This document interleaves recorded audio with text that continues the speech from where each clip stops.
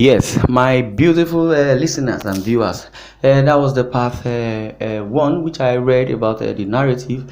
The one of the Sunday Igboho's aide, was narrating, the ordeal why the DSS invaded Soka area of Igboho's house around July 1st, 2021. So I'm going to, be reading the part two. The story is so very, very interesting. He talked about how Abalis, followed DSS, came to Igbo's house. Soldiers were very much okay. Let me just read through so that you do understand where I stopped. Okay, according to Demola noted that the Abalis that accompanied the DSS operatives to Igbo's house wore ordinary clothes and not traditional attire, but when the DSS could not find Chief Sunday Igboho, they called them in and the Abalis started chanting incantations. The DSS operatives were more than 20 and most of them were from Oyo, while the soldiers were more than 200. I could count about 87 vehicles when they were taking us away. They came with ambulances too, believing they were going to a war zone. He added, Ademola and some others who were arrested spent 62 days in the custody of the DSS. He narrated his experience there, saying it was part of the sacrifice, no going back. It was dehumanizing to be in custody without seeing the sun or the moon for months, being maltreated, given food that a dog could not eat, sleeping on a bare floor for 62 days, eating in the same place where I defecated, the same place where I urinated, the same place where I observed my prayers.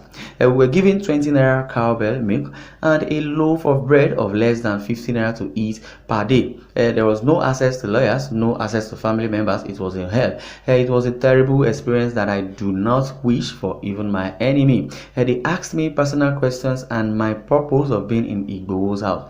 They also asked for my bank account, Facebook name, my village address. They asked me a lot of questions. They asked me to tell them how long I had known Chief Sunday Igboho, and I told them I cannot disown him no matter the situation. At the first place we were kept for the first 2 days in the DSS custody was an underground cell where if anything happened we couldn't know. From there we graduated to another cell where we had access to Fulani, Hausa detainees who don't understand the English language. Some of them were suspected bandits and Boko Haram members. There were others who were not Hausa but suspected IPOB members, indigenous people of Biafra. He added, we the Igboho 12 were scattered into various cells. I was detained with Kanuri and Hausa suspects. We didn't understand our individual languages. All that bound us together was Muslim Salah. We couldn't communicate. It was hell. It got to a time that those of us arrested in Chief Igboho's house couldn't sleep at night. We prayed all through. The Muslims observed Tajud, midnight prayers, while the Christians held their vigils. We prayed by raising our voices, both Christians and Muslims. We shouted to communicate when it was time for prayers. Of course, we recognized our different voices. That's coming from Ademola. Well, I will try to, be very timing this time around, and then, try to, rephrase and also let you know where we are coming from. According to Ademola, the narrative, the story and the testimony and also the experience in Igboho's house invasion, how the DSS invaded around 1:30 a.m. According to the headline, which says Igboho's house was raided by the DSS on July 1st, killing 2 of his associates and arresting many others. So Ademola is narrating the story as it is. His name is Ono Olakbo Ademola. He's one of the 12 associates of secessionist leader Sunday Adeyemo, aka Sunday Igboho, and also he has narrated how operatives of the department or lawless department of state service and the so-called Boko Haram repentant bandits wearing military uniform raided Igboho's house. And the wives of Sunday Igboho buttress the point. It says Igboho's house was raided by the DSS on July 1st, killing 2 of his associates and arresting many others. Ademola, who told Sunday Punch, He is the director of Sunday Adeyemo Foundation, accused the DSS of killing people in cold blood during the raid. He was one of those arrested by the DSS and later released. Recalling the raid on Igboho's residence in the Soka area of Ibadan, Oyo State, Ademola said, "We woke up to find ourselves in that mess. It was a misuse of power by the present government led by Buhari, and Buhari needs to be arrested. I believe these people need justice." Well, he said, "I've been minding my speech about the event of that day because a lot of us are still suffering from psychological trauma because what happened that day alone can take one's life." He says his house is not far from Chief Sunday Igboho's house, and being a father to me, I have access to him and he has to me also. He said, "I moved from my house to his residence at exactly 12 a.m.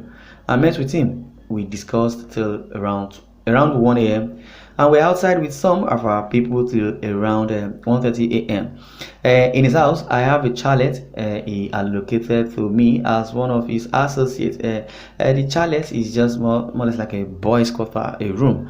At exactly 1:30 a.m., he moved into his building. Others retreated into their own apartments, and I also moved into my own. But at exactly 1:35 a.m., which is 5 minutes thereabout, I started hearing gunshots, and I wondered what was happening. My chalet is directly facing the main gate, and I opened the window to peep to see what was happening outside. To my greatest surprise and shock, I couldn't see anybody, but I heard sporadic gunshots. Whenever I heard whenever I heard fire, they would shoot at the building." Okay, he says he was listening, and they that call themselves the DSS would say fire, and they will shoot. Wow.